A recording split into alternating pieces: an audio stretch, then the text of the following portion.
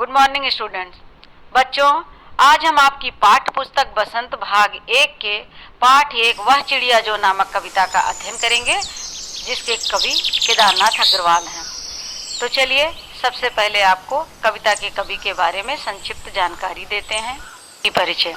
आधुनिक हिंदी कविता के प्रमुख कवि केदारनाथ अग्रवाल का जन्म 1 अप्रैल सन 1911 में उत्तर प्रदेश के बांदा जिले में हुआ था।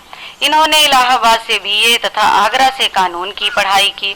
इनकी पहली कविता संग्रह फूल नहीं रंग बोलते हैं परिमल से प्रकाशित हुआ। इन्हें नियमित कविता लिखने की प्रेरणा हरिऔध तथा रसाल जैसे कवियों की संगति से प्राप्त हुई। इनकी प्रमुख रचनाएं कुछ इस प्रकार हैं। अब एक नजर रचनाओं पर डालते हैं। नींद के बादल, युग की गंगा, आग का आईना, पंख और पतवार, लोक तथा आलोक इनके काव्य संग्रह हैं। इन्हें साहित्य अकादमी पुरस्कार सहित अनेक प्रतिष्ठित पुरस्कार प्राप्त है। 22 जून सन 2000 में इनका देहांत हो गया। अब हम पाठ के बारे में आपको कुछ महत्वपूर्ण बातें बताएंगे। आपका पाठ है वह चिड़िया जो। जैसा कि आप सभी चिड़िया के बारे में जानते हैं, वे सब आसमान में उड़ने वाले स्वतंत्र जीव हैं। चिड़िया को खग, बिहग, पक्षी, परिंदा आदि नामों से जाना जाता है। ये सभी इनके पर्यायवाची शब्द हैं। बच्चों, इस पाठ के माध्यम से कवि ने एक छोटी सी चिड़िया की विशेषता बताते हुए मनुष्य के अंदर छिपे कुछ महत्वपूर्ण गुणों को उजागर करने का प्रयास किया है। तो चलिए देखते हैं कवि ने चिड़िया की क्या क्या विशेषताएं बताई है। वह एक छोटी चिड़िया है, उसके पंख नीले व अत्यंत सुंदर हैं, वह संतोषी है, उसे स्वतंत्रता से जो भी कुछ मिलता है उसी को बड़े रुचि से खाती है।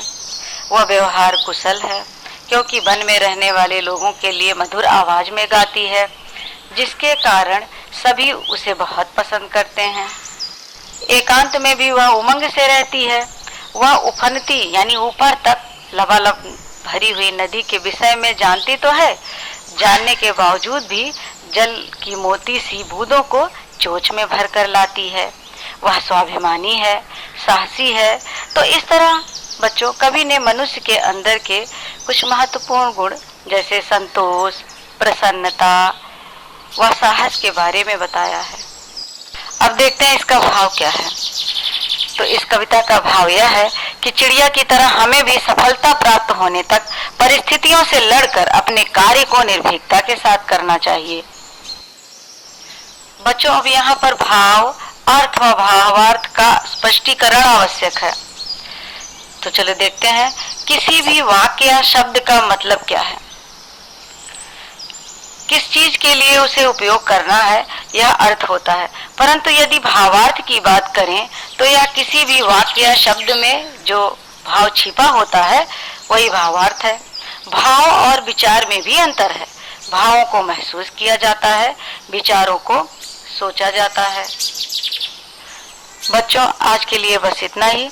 नेक्स्ट वीडियो में कविता का आदर्श व अनुकरण वाचन करते हुए शब्दों का अर्थ और भावार्थ के बारे में चर्चा करेंगे। धन्यवाद।